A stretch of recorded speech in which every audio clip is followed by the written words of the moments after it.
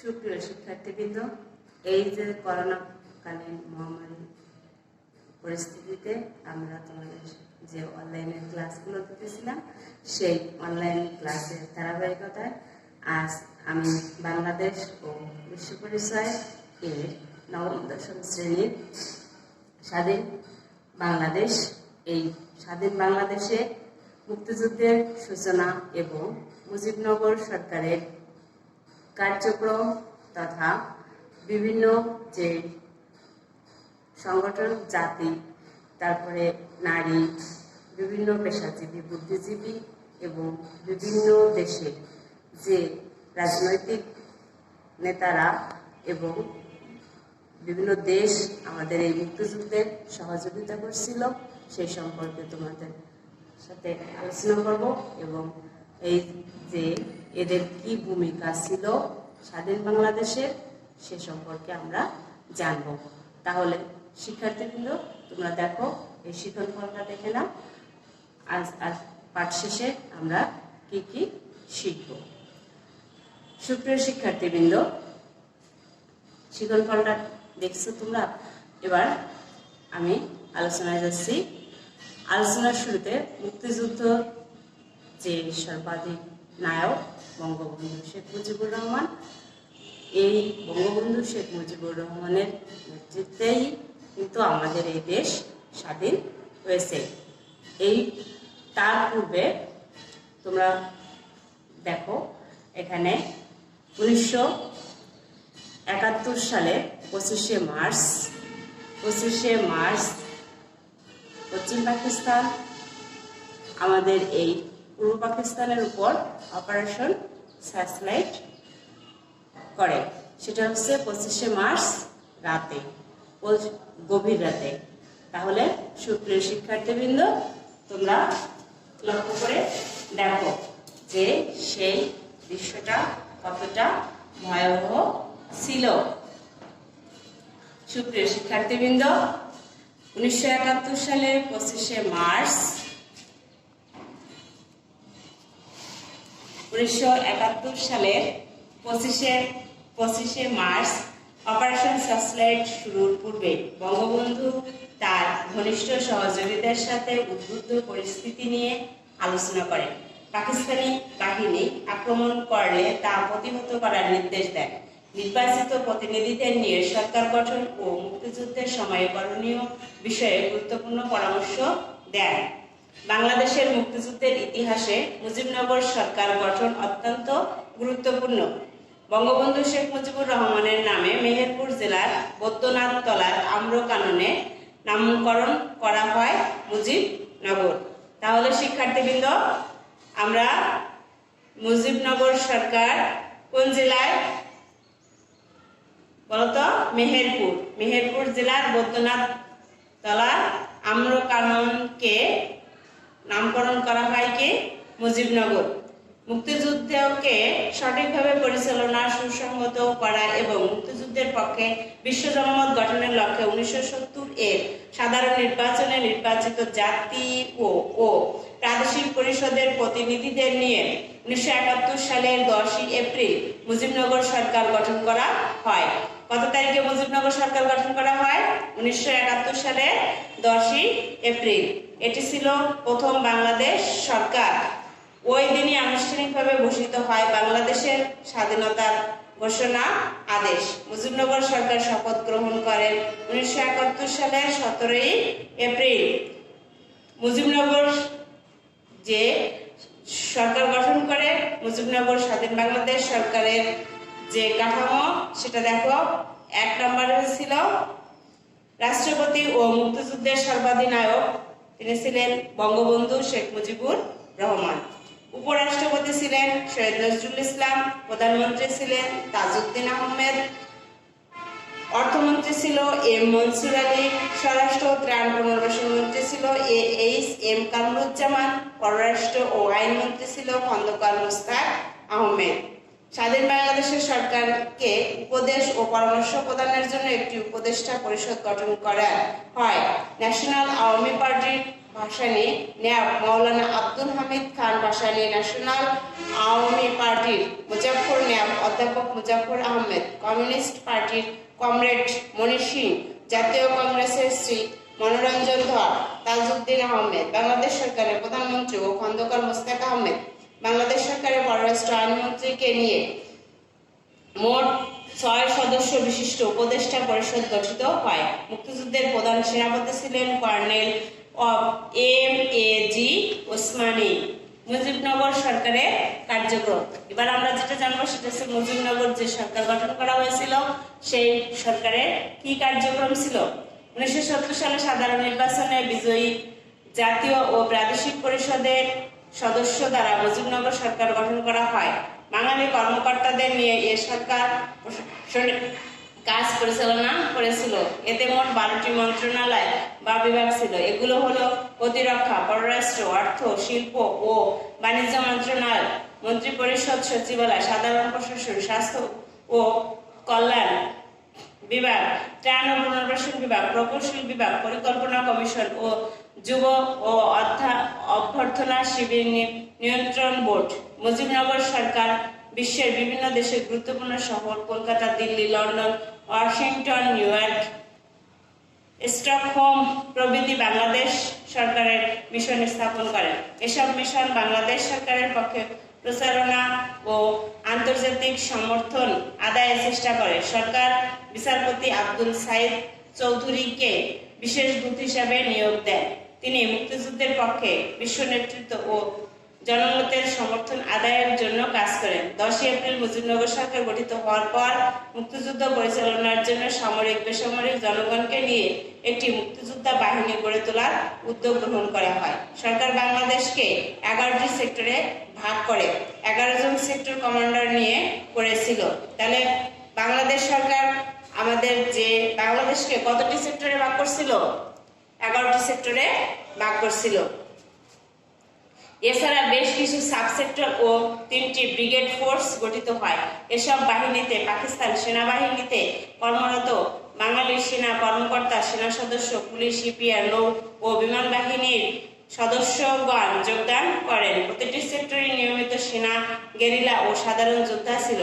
এরা মুক্তিযোদ্ধা ও মুক্তি ফৌজ নাম এ পরিচিত ছিল। এসব বাহিনীতে দেশের ছাত্র, যুবক, নারী, কৃষক, রাজনৈতিক দলের কর্মী, সমর্থক, শ্রমিক সহ বিভিন্ন পেশার মানুষ অংশ নিয়েছিল। বিভিন্ন প্রশিক্ষণ ক্যাম্পে প্রশিক্ষণ শেষে যোদ্ধাগণ দেশের অভ্যন্তরে প্রবেশ করে পাকিস্তানি সামরিক ছাউনি ও আস্তানায় হামলা চালায়। মুক্তিযুদ্ধের সরকারের অধীনে বিভিন্ন বাহিনী ছাড়াও বেশ কয়েকটি বাহিনী দেশের অভ্যন্তরে স্বতঃস্ফূর্তভাবে গড়ে উঠেছিল।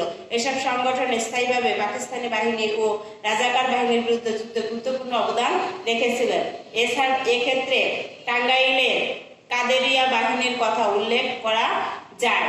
1971 সালের মুক্তিযোদ্ধাগণ মুজিবনগর সরকারের নেতৃত্বে দেশকে পাকিস্তানিদের দখলমুক্ত করার জন্য রণক্ষেত্রে যুদ্ধ করেছেন। দেশের জন্য প্রাণ দিয়েছেন, অনেকে আহত হয়েছেন। মুক্তিযুদ্ধে সাধারণ জনগণ ও পেশাজীবীদের ভূমিকা। 1971 সালের 25শে মার্চ নিরস্ত্র জনগণের উপর পাকিস্তানি সেনাবাহিনীর আক্রমণ চালালে বাঙালি ছাত্র জনতা, police, EPR, East Pakistan Rifles সাহসিকতার সাথে তাদের বিরুদ্ধে রুখে দাঁড়ায়। বিনা প্রতিরোধে পাকিস্তানের সেনাবাহিনীকে বাঙালিরা ছাড় দেয়নি। দেশের জন্য যুদ্ধ করতে গিয়ে বহু মুক্তিযোদ্ধা বিভিন্ন রণাঙ্গনে শহীদ হন, আবার অনেকে মারাত্মকভাবে আহত হন। তাই মুক্তিযোদ্ধাদের এ ঋণ কোনোদিন শোধ হবে না। জাতি চিরকাল মুক্তিযোদ্ধাদের সূর্য সন্তান হিসাবে মনে করবে। মুক্তিযোদ্ধাদের দেশকে শত্রুমুক্ত করার লক্ষ্যে মৃত্যুকে তুচ্ছ মনে করে যুদ্ধে যোগদান করেছিলেন। যারা যুদ্ধ করেছিলেন তারা ছিলেন দেশপ্রেমিক, অসীম সাহসী এবং আত্মত্যাগে উদ্বুদ্ধ যোদ্ধা। মুক্তিযুদ্ধে বেঙ্গল রেজিমেন্টের সৈনিক, ইপিআর, পুলিশ, আনসার, কৃষক, শ্রমিক, ছাত্রছাত্রী সহ বিভিন্ন পেশার মানুষ অংশগ্রহণ করে। বাংলাদেশের মুক্তিযুদ্ধে সর্বস্তরের বাঙালি অংশগ্রহণ করেন, তাই এ যুদ্ধকে গণযুদ্ধ বা জনযুদ্ধও বলা যায়। বাংলাদেশের মুক্তিযুদ্ধের মূল নিয়ামক শক্তি ছিল জনগণ। তাই মুক্তিযুদ্ধ শুরু ফলে বিভিন্ন রাজনৈতিক দল, ছাত্রছাত্রী, পেশাজীবী, নারী, সাংস্কৃতিক কর্মী সহ সর্বস্তরের জনসাধারণ নিজ নিজ অবস্থান থেকে যুদ্ধে ঝাঁপিয়ে পড়ে, জীবনের মায়া ত্যাগ করে দেশকে শত্রুমুক্ত করে স্বাধীন সার্বভৌম বাংলাদেশ প্রতিষ্ঠা করে। এরপরে আসছি আমরা রাজনৈতিক দল। রাজনৈতিক দল এর কি ভূমিকা ছিল? বাংলাদেশের মুক্তিযুদ্ধের নেতৃত্ব দানকারী প্রধান রাজনৈতিক দল হলো বাংলাদেশ আওয়ামী লীগ। রাজনৈতিক নেতৃত্বই মুক্তিযুদ্ধের গতি প্রকৃতি নির্ধারণ করে। আওয়ামী লীগ প্রথমে পূর্ব বাংলার জনগণকে স্বাধিকার আন্দোলনে সংগঠিত করে। এরপর 1970 সালে সাধারণ নির্বাচনে নিরঙ্কুশ বিজয় লাভের পর জনগণকে স্বাধীনতা অর্জনে উদ্বুদ্ধ করে। ফলে বঙ্গবন্ধুর স্বাধীনতা যুদ্ধের ডাকে সাড়া দিয়ে জনগণ মুক্তিযুদ্ধের প্রস্তুতি গ্রহণ করে। মুক্তিযুদ্ধের শুরুতে বাংলাদেশ রাজনৈতিক বাংলাদেশ সরকার অর্থাৎ মুজিবনগর যে সরকার গঠন করেছিল, সেই সরকার গঠন করে বঙ্গবন্ধু 26শে মার্চের স্বাধীনতার ঘোষণাকে 10 এপ্রিল 1971 আনুষ্ঠানিকভাবে গ্রহণ করে। এতে মুক্তিযুদ্ধের প্রেক্ষাপট, অপরিহার্যতা এবং এর ভবিষ্যৎ রূপরেখা প্রণীত হয়। 25শে মার্চের পর রাজনৈতিক নেতৃত্ব সংগঠিত হয়ে সরকার গঠন, মুক্তিবাহিনী গঠন, বিদেশে জনমত সৃষ্টি ও সমর্থন আদায়, যুদ্ধের অস্ত্রশস্ত্র সংগ্রহ এবং জনগণের মনোবল অটুট রাখার ক্ষেত্রে গুরুত্বপূর্ণ ভূমিকা পালন করে। রাজনৈতিক নেতৃত্বে মুক্তিযুদ্ধকে সফল করার ক্ষেত্রে সকল শক্তি, মেধা ও রাজনৈতিক দূরদর্শিতার পরিচয় দিতে সক্ষম হয়। মুক্তিযুদ্ধের নেতৃত্ব দান, ভারতে 1 কোটি শরণার্থী ত্রাণ ও আশ্রয়ের ব্যবস্থা, মুক্তিযোদ্ধা ও গেরিলা যোদ্ধাদের প্রশিক্ষণের ব্যবস্থা, স্বাধীন বাংলার বেতার কেন্দ্রের পরিচালনা এবং মুক্তিযুদ্ধের প্রতি বিশ্ব জনমত গড়ে তোলার ক্ষেত্রে গুরুত্বপূর্ণ ভূমিকা রেখেছিল সরকার ও রাজনৈতিক নেতৃত্ব। বাংলাদেশের মুক্তিযুদ্ধ পরিচালনায় আওয়ামী লীগ ছাড়াও প্রগতিশীল রাজনৈতিক দলগুলো গুরুত্বপূর্ণ ভূমিকা পালন করেন। এদের মধ্যে উল্লেখযোগ্য হচ্ছে ন্যাপ, যে এক ন্যাপ হচ্ছে ভাসানী, আরেকটা ন্যাপ হচ্ছে মুজাফফর, কমিউনিস্ট পার্টি, জাতীয় কংগ্রেস ইত্যাদি। এসব দলের নেতা ও কর্মীরা অনেকেই সশস্ত্র মুক্তিযুদ্ধে অংশগ্রহণ করেছেন। বাংলাদেশের অভ্যন্তরে পাকিস্তানের সমর্থনে মুসলিম লীগ, জামাতে ইসলাম, পিডিপি সহ কতিপয় দল মুক্তিযুদ্ধের বিরোধিতা করে। তাহলে কোন কোন দল মুক্তিযুদ্ধের বিরোধিতা করে? শিক্ষার্থীবৃন্দ, পাকিস্তানের সমর্থনের মুসলিম লীগ, জামাতে ইসলামে এবং পিডিপি সহ কতিপয় দল মুক্তিযুদ্ধের বিরোধিতা করে। দলগুলো শান্তি কমিটি, রাজাকার, আলবদর ও আলসামস নামক বিশেষ বাহিনী গঠন করে। এসব বাহিনী হত্যা, লুটতরাজ, অগ্নিসংযোগ, নারীর সম্ভ্রম হানির মতো মানবতা বিরোধী কর্মকাণ্ডে লিপ্ত ছিল। স্বাধীনতা বিরোধী এ বাহিনীগুলো মুক্তিযোদ্ধা ছাড়াও বাঙালিদের মেধাশূন্য করার উদ্দেশ্যে 1971 সালের 14 ডিসেম্বর পরিকল্পিতভাবে এদেশের শ্রেষ্ঠ বুদ্ধিজীবীদের হত্যা করে। এরপরে আমরা জানবো ছাত্র সমাজ। ছাত্র সমাজ কিভাবে মুক্তিযুদ্ধে আমাদেরকে সহযোগিতা করেছিল। পাকিস্তানের 24 বছরের বাঙালি জাতির স্বার্থ সংশ্লিষ্ট সকল আন্দোলন গৌরব উজ্জ্বল ভূমিকা পালন করেছেন এদেশের ছাত্র সমাজ। 1948 থেকে 52 সালের ভাষা আন্দোলন, 1962-64 শিক্ষা কমিশন রিপোর্টের বিরুদ্ধে আন্দোলন, 1966 সালের 6 দফা আন্দোলন, 1968 সালের 11 দফা আন্দোলন, 69-এর গণ অভ্যুত্থান, 70-এর নির্বাচন ও 71 সালের মার্চ মাসে বঙ্গবন্ধুর অসহযোগ আন্দোলন সহ প্রতিটি ক্ষেত্রে ছাত্র সমাজ অগ্রণী ভূমিকা পালন করে। 1971 সালে 26শে মার্চ মুক্তিযুদ্ধ শুরু হলে স্কুল, কলেজ ও বিশ্ববিদ্যালয়ের ছাত্রছাত্রীদের বিরাট অংশ সরাসরি মুক্তিযুদ্ধ যোগ দেয়। অনেক প্রতিবেশী রাষ্ট্র ভারতে প্রশিক্ষণ গ্রহণ করে শেষে দেশের অভ্যন্তরে প্রবেশ করে পাকিস্তানি হানাদার বাহিনীকে প্রতিরোধ করে। মুক্তিবাহিনীতে একক গোষ্ঠী হিসাবে ছাত্রছাত্রীদের সংখ্যা ছিল সবচেয়ে বেশি। মুক্তিবাহিনীর অনিয়মিত শাখার এক বিরাট অংশ ছিল কলেজ, বিশ্ববিদ্যালয়ের শিক্ষার্থী।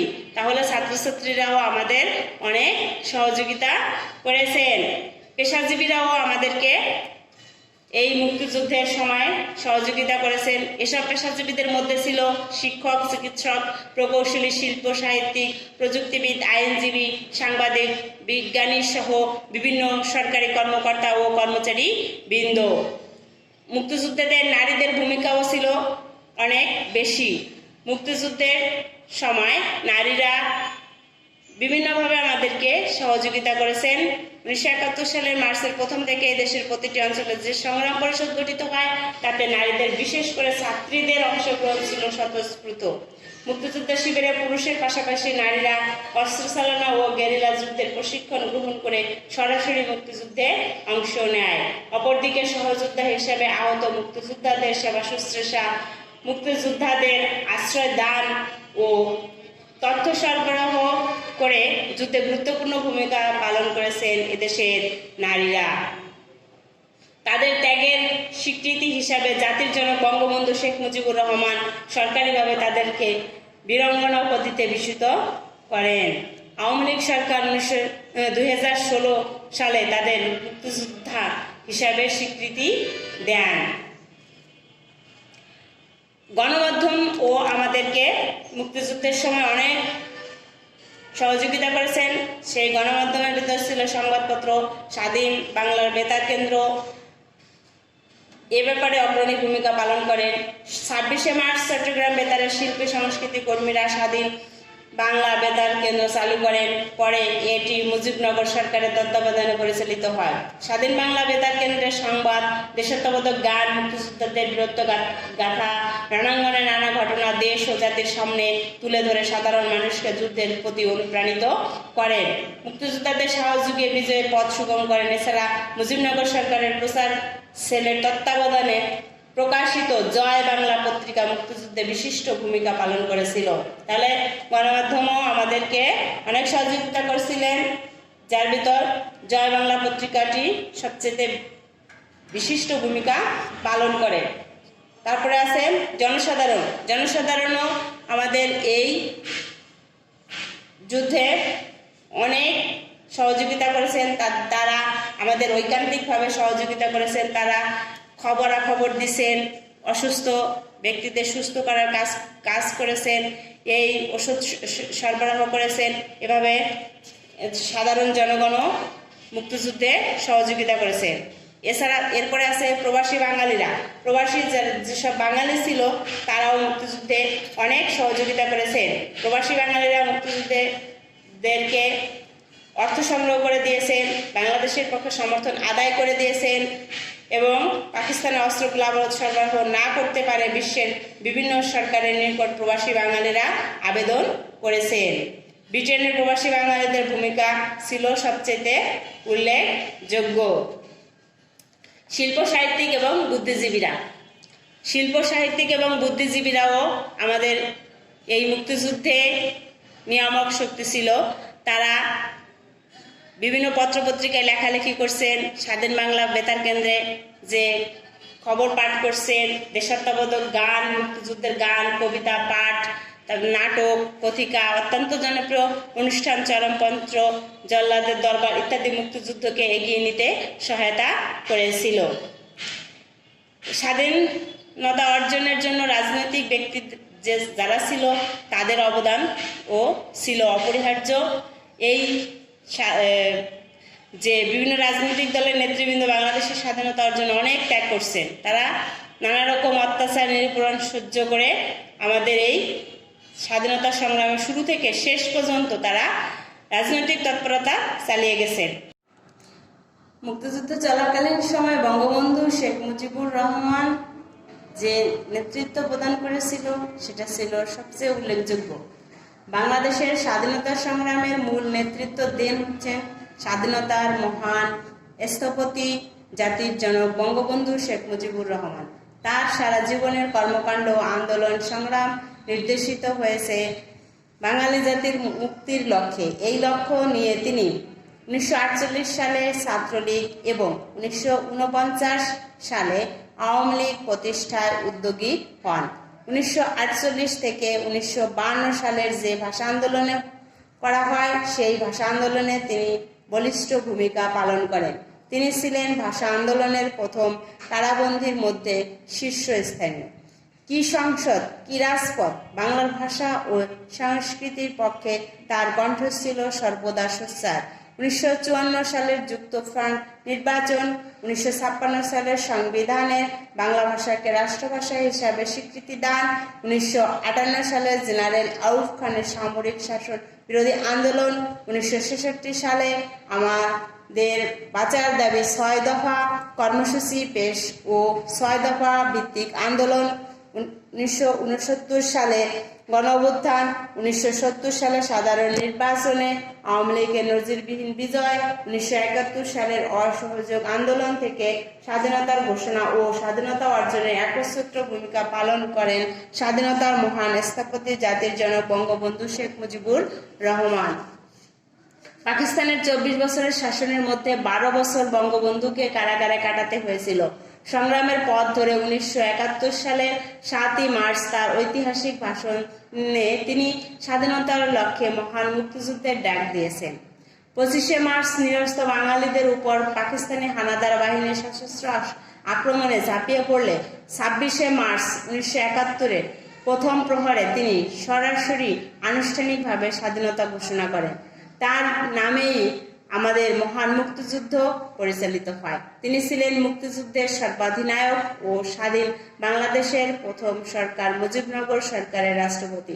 তার বলিষ্ঠ ও আপসহীন নেতৃত্বে আমরা স্বাধীনতা পেয়েছি। বঙ্গবন্ধু শেখ মুজিবুর রহমান হলেন জাতির পিতা, স্বাধীনতার মহানায়ক ও স্বাধীন বাংলাদেশের স্থপতি। এরপরে আমাদের সৈয়দ নজরুল ইসলাম আমাদের এই মুক্তিযুদ্ধের সময় ও অনেক অবদান রেখেছেন। তিনি মুক্তিযুদ্ধ চলাকালীন সময় মুজিবনগর সরকারের উপরাষ্ট্রপতি ছিলেন। তাজউদ্দিন আহমেদ তিনিও আমাদের এই মুক্তিযুদ্ধের সময় অনেক ভূমিকা রেখেছেন। তিনি ছিলেন বঙ্গবন্ধু শেখ মুজিবুর রহমানের বিশ্বস্ত এবং ঘনিষ্ঠ সহচর। মুক্তিযুদ্ধ পরিচালনার জন্য তিনি গঠিত মুজিবনগর যে সরকার গঠন করা হয়েছিল তার প্রধানমন্ত্রীর দায়িত্ব পালন করেছিলেন এই মহান নেতা। ক্যাপ্টেন এম মনসুর আলীও আমাদের এই মুক্তিযুদ্ধে অনেক অবদান রেখেছেন। তিনি একজন শীর্ষ নেতা এবং বঙ্গবন্ধুর খুবই ঘনিষ্ঠ ছিলেন। মুক্তিযুদ্ধের সময় তিনি মুজিবনগর সরকারের অর্থমন্ত্রী ছিলেন। এএস.এম কামরুজ্জামান ও মুজিবনগর সরকারের তিনি স্বরাষ্ট্র ও ত্রাণ পুনর্বাসন মন্ত্রী ছিলেন। তিনিও আমাদের এই মুক্তিযুদ্ধে অনেক অবদান রেখেছেন। এছাড়াও অন্যান্য নেতৃবৃন্দ যারা ছিলেন তারাও মুক্তিযুদ্ধের সময় উল্লেখযোগ্য অবদান রেখেছিলেন। এর ভিতর ছিল মাওলানা আব্দুল হামিদ খান ভাসানী, যে আমাদের এই মুক্তিযুদ্ধের সময় অনেক অবদান রেখেছেন। এই নেতৃবৃন্দর যে অবদান রেখেছিল সেটা বাঙালি জাতি তাদের শ্রদ্ধার সাথে স্মরণ রাখবে। মুক্তিযুদ্ধের শুধু রাজনৈতিক দল এই যে দলগুলো রাজনৈতিক দল এবং রাজনৈতিক নেতারা বিভিন্ন পেশাজীবী বিভিন্ন সংগঠন যে অবদান রেখেছিল, এছাড়াও বিভিন্ন দেশ আমাদের এই মুক্তিযুদ্ধে অবদান রেখেছিল। সেই সব দেশের ভিতর ভারতের ভূমিকা ছিল সবথেকে বেশি গুরুত্বপূর্ণ, কারণ ভারত আমাদের শরণার্থীদেরকে আশ্রয় দিয়েছিল এবং 6 ডিসেম্বর আনুষ্ঠানিকভাবে বাংলাদেশের স্বীকৃতি প্রদান করেন। মুক্তিবাহিনী এবং ভারতীয় বাহিনীর যৌথ কমান্ড গড়ে তোলেন। যৌথ বাহিনীর প্রচণ্ড আক্রমণের ফলে 29,000 পাকিস্তানের সেনা সহ জেনারেল A.K. নিয়াজি নিঃশর্তে যৌথ কমান্ডের নিকট আত্মসমর্পণ করতে বাধ্য হন। ভারতের বহু সৈন্য বাংলাদেশের মুক্তিযুদ্ধে কিন্তু প্রাণ হারিয়েছিল। তাহলে শিক্ষার্থীবৃন্দ, ভারত কিন্তু আমাদের এই যুদ্ধে বিশাল একটি ভূমিকা রেখেছিল। এছাড়া আরও যেসব দেশ আমাদের এই মুক্তিযুদ্ধে ভূমিকা রেখেছিলেন তার ভিতর ছিলেন সোভিয়েত ইউনিয়ন ও সমাজতান্ত্রিক যেসব রাষ্ট্র আছেন সেই সব রাষ্ট্রগুলো আমাদের এই মুক্তিযুদ্ধে অনেক অবদান রেখেছিল। বাংলাদেশের স্বাধীনতা যুদ্ধে ভারতের পর সর্বাধিক অবদান রেখেছিলেন আধুনা বিলুপ্ত সোভিয়েত ইউনিয়ন, বর্তমান রাশিয়া। পাকিস্তানি বাহিনীর কর্তৃক বাংলাদেশের গণহত্যা, অগ্নিসংযোগ, নারী ধর্ষণ সহ যাবতীয় মানবতা বিরোধী অপরাধ বন্ধ করার জন্য সোভিয়েত রাষ্ট্রপ্রধান পাকিস্তানের প্রেসিডেন্ট জেনারেল ইয়াহিয়া খানকে আহ্বান জানায়। এছাড়াও যেসব দেশ আমাদেরকে সহযোগিতা করেছিল তাদের ভিতর হচ্ছে Cuba, Yugoslavia, Poland, Hungary, Bulgaria. এসব দেশ আমাদের এই মুক্তি সংগ্রামকে সমর্থন জানায়। এছাড়া আরো যে গ্রেট ব্রিটেন, তারা আমাদেরকে সমর্থন জানায় এবং তারা আমাদেরকে সহযোগিতা করেন। 1970 সালের নির্বাচনের পর থেকে শুরু করে 1971 মুক্তিযুদ্ধের দিনগুলো ব্রিটেনের প্রচার মাধ্যমে যে বিশেষ করে বিবিসি এবং লন্ডন থেকে প্রকাশিত পত্রপত্রিকায় বাঙালিদের উপর পাকিস্তানের বাহিনীর নির্মম নির্যাতন এবং বাঙালির সংগ্রাম ও প্রতিরোধ, ভারতের আশ্রয় নেওয়া শরণার্থীদের করুণ অবস্থা, পাকিস্তানি বাহিনীর গণহত্যা এবং মুক্তিযুদ্ধের অগ্রগতি সম্পর্কে বিশ্ব জনমতকে জাগ্রত করে তোলেন।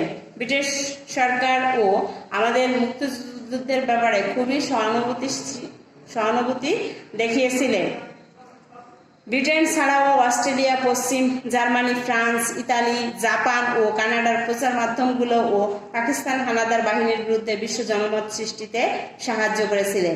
ইরাক বাংলাদেশের মুক্তিযুদ্ধের পক্ষে সমর্থন জানায়। মার্কিন যুক্তরাষ্ট্রের জনগণ, প্রচার মাধ্যম, কংগ্রেস অনেক সদস্য এদেশের মুক্তিযুদ্ধের পক্ষে সোচ্চার ছিলেন। তবে দুঃখজনক হলেও সত্য যে বিশ্বের কোনো দেশ এদেশের মুক্তিযুদ্ধের বিপক্ষে অবস্থান করেছিল।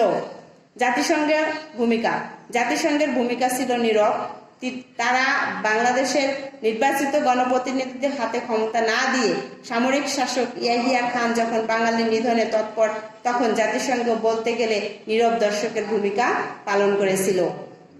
নারকীয় হত্যাযোগ্য মৌলিক মানবাধিকার লঙ্ঘনের বিরুদ্ধে জাতিসংঘ কোনো কার্যকর ব্যবস্থা গ্রহণ করতে পারেনি। প্রকৃতপক্ষে ভেটো ক্ষমতা সম্পন্ন 5টি বৃহৎ শক্তিধর রাষ্ট্রের বাহিরে জাতিসংঘের নিজস্ব উদ্যোগে ভেটো দেওয়ার ক্ষমতা নেই, যার কারণে জাতিসংঘ নীরব ছিল। মুক্তিযুদ্ধের ঐতিহাসিক তাৎপর্য।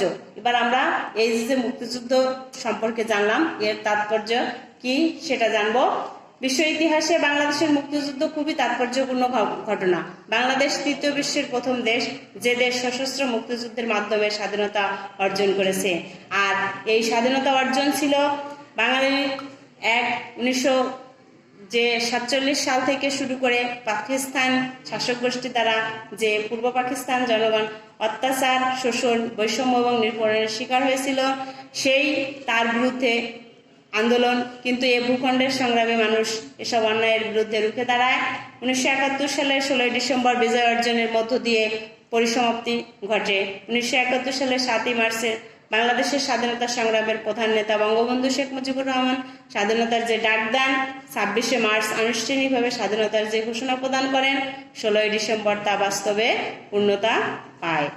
মুক্তিযুদ্ধের 9 মাস বাংলাদেশের সাধারণ মানুষ মুক্তিযোদ্ধাদের সর্বপ্রকার সহযোগিতা করেন। ফলে মুক্তিযুদ্ধ হয়ে দাঁড়ায় বাঙালির শক্তিশালী জাতীয়তাবাদী চেতনার বহিঃপ্রকাশ। মুক্তিযুদ্ধ এ অঞ্চলের বাঙালি এবং এর ভূখণ্ডে বসবাসকারী অন্যান্য নৃগোষ্ঠী জনগণের মধ্যে নতুন যে দেশপ্রেমের জন্ম দেয়, তা থেকে অনুপ্রাণিত হয়ে যুদ্ধ শেষে জনগণ বিধ্বস্ত দেশ পুনর্গঠন এবং সমৃদ্ধ বাংলাদেশ প্রতিষ্ঠায় আত্মনিয়োগ করেন। মুক্তিযুদ্ধের মাধ্যমে আমরা পেয়েছি একটি স্বাধীন রাষ্ট্র যা বিশ্বের মানচিত্রে স্থান করে নিয়েছে। এর মাধ্যমে বাঙালির 1000 বছরের স্বপ্ন পূরণ হয়েছে। বাংলাদেশের মুক্তিযুদ্ধ বিশ্বের নিপীড়ন স্বাধীনতাকামী জনগণকে অনুপ্রাণিত করে। শিক্ষার্থীবৃন্দ, তাহলে আমরা এই যে সম্পর্কে আমরা জানলাম, এই মুক্তিযুদ্ধে আমাদের কে কি অবদান রেখেছিল সে সম্পর্কে আমরা জানলাম। এবার তোমরা বোর্ডে দেখো একটা বাড়ির কাজ। শিক্ষার্থীবৃন্দ, তাহলে তোমরা দেখো এইখানে যে তোমাদের এই যে একটা বাড়ির কাজ আছে, এই বাড়ির কাজটা তোমরা দেখো আর এই বাড়ির কাজটা তোমরা করে নিয়ে আসবা। যখন তোমাদের বিদ্যালয় খুলবে তখন তোমরা এই বাড়ির কাজটা দেখাবা আর ঠিক মতন বই পড়বা। তোমাদের এই যে করোনার মহামারী, এই সময়ে তোমরা সবাই ঘরে থাকবা, বাইরে বেরোলে অবশ্যই মাস্ক পরবা এবং ঠিক মতন পড়ালেখা করবা। ধন্যবাদ সবাইকে।